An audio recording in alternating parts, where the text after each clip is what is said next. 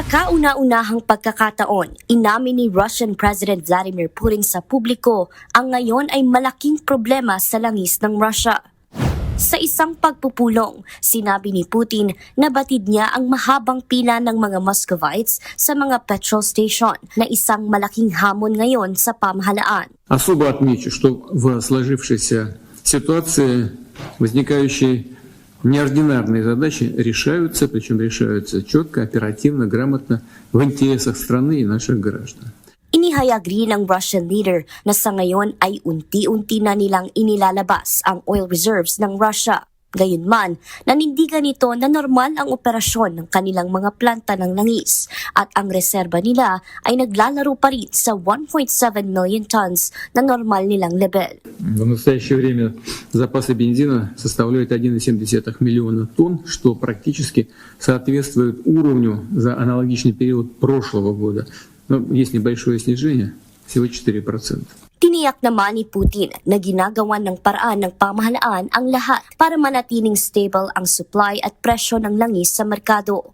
Gayunman, nanawagan ito ng maingat na paggamit at ibayang pagtitipid dahil sa kasalukuyang sitwasyon.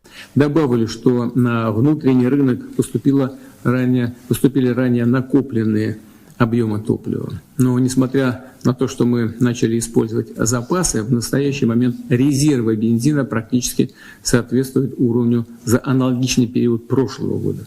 И здесь нужно и дальше действовать взвешенно и, безусловно, аккуратно. Dahil dito, pinaplano na ng Russia ang pagbabawal sa Russian oil export. Sa ngayon, nagtitiis sa mahabang pila ang mga residente. Ang ilan, inaabutan ng pagkaubos kung kailan sila na ang nasa pila. 1,5 суток я уже стою на Роснефти. Вчера я так и не доехала до заправки, потому что вот буквально перед поворотом на нас остановилась очередь. Kaya nga hindi lang langis ang nauubos ngayon sa ilang lugar, kundi ang pasensya ng iba, kaya ang ilang Muscovites nag-aaway-away na. Ты стояла бы! Вопросы отвечаю! Ang krisis ng Russia sa langis ay bunsod ng dumaraming sanction laban sa kanila ng maraming bansa kabilang na ang Amerika at Europa. Dagdag pa ang patuloy na pag-atake ng Ukraine maging ang sa mga oil facilities nito.